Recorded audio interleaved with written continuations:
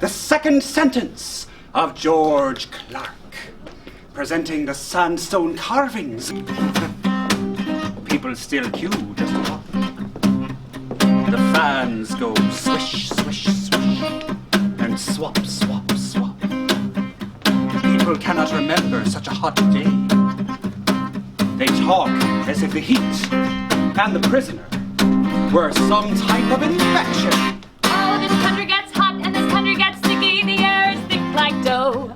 Talk is like the stale. There's cream, but the flies eat it up for the more. The air is thick, the talk is sticky, but the flies eat it up for the more. And the talk is thirdly sound, my boys. The talk is thirdly sound. We all need a bloody good show. We all need a bloody good show. We all need a bloody good show. We all need a bloody good show. Good morning, Jessie Smith. Good morning, Mrs. Chetney.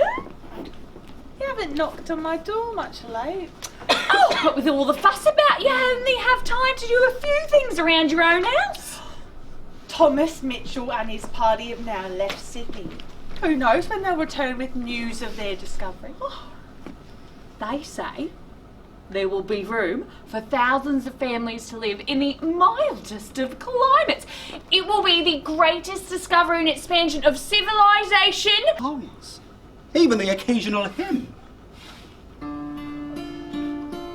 When faced with mortality and risk, humans can often prove quite inspired.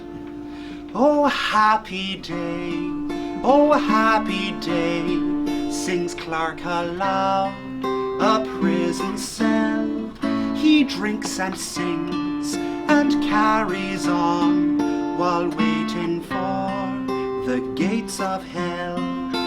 Happy day, happy day, sings Clark aloud, a prison cell. He drinks and sings and carries on while waiting for the gates of hell. I've heard about this George Clark in jail in Sydney. We had our own, runaway, John Wilson. Never met him myself. This was years ago. He was on the first fleet out from Lancaster. Had no prior misdemeanors, and as soon as he was free, came straight up to the Hawkesbury. He could have had a land grant or worked freely. It's not as if he was running away from cruelty, but no. It was not intended as an insult, sir. Of course it was. I'm only saying the expedition might have turned out different had I been in it. For all your native intelligence and education, you seem to lack common sense, Clark. Allow me to explain in simple terms. First, there is every risk that you would abscond again. You must admit that. There is some, I must admit. A little more than some. Even if you were to be released tomorrow, you wouldn't hang around Lavender or Botany Bay for any length of time, or on any land holding, for that matter, were you to be sent to one. But that is not reason enough for not seeking benefit from you. Yeah. People fear you, Clark. They really do. But underneath all this entertainment and show you put on, you are a terror and infamous throughout the colony. Many natives, many convicts in fact, try to live with the natives. You not only survived for over 4 years, you became familiar with 9 tribes.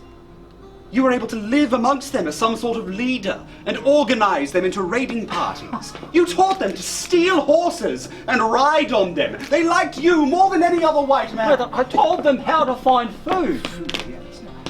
Look, they had holdings and settlements too, Major Mitchell. And they knew how to hold cattle in pen. Yes, I know that. I haven't traveled hundreds of miles through their lands without knowing that. Yes, we both admire many aspects of their traditional life, but they move on. They are nomads. In libelous pamphlets to remind him of his failure. This floral and furtive, imaginative elaboration of science and moral laws for the dehydration of a pack of pioneering Englishmen who, for all their historical education and poetic activation, failed to find either personal salvation or the blessed interior along the River Namoy. May he suck eggs and do other instructive pursuits forevermore. We salute the land of the Kender, Australia Felix, and the fate of its one explorer. Tighten the rope. Money is our primary creed, along with property, drink, and greed. Surely we know how to clip the wings of anyone who too loud sings, of any Icarus in our modern world who flies too high near the southern sun. Take the strain from the body. It soothes us to see Clark die so penitent, for we all know his bloody real sentiment. It's the heat, but it's also the sin that is with us when we first begin. More! More! We are born in sin and deny ourselves salvation. We are born in chains and not for liberation. We're down to earth, but so is death. The robbers grab the land, while the honest are second hand. Kill the hero and his ideal kind. Don't seek much, and little you'll find. Where are the brothers he held so dear? Where is that country he loved? A country as it might have been, of native rivers and fishes and grasslands green. Where might justice flow westward streams? Now hold it! Fee, fi, fo, fum. I smell the blood of an innocent man. Release! In a long day, and a longer life, and a long first part, but now a fading of the light, and then a fading of a life, a long life, but a short life, which at the rebirth of the light must surely met its end, as will this symphony which sings our plight. And providence for one man shall be providence for all, a song of joy and Paul in our Rockville music hall.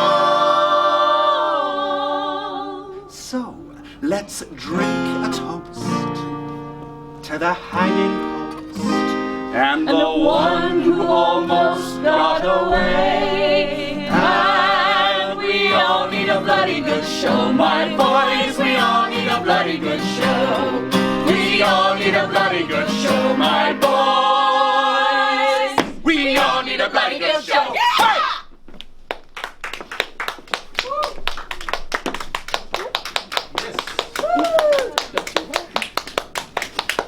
We're only doing two. That's right. Don't overstay our welcome. Thank you. Thank you, ladies and gentlemen. Lights. Thank you, lights. Very good.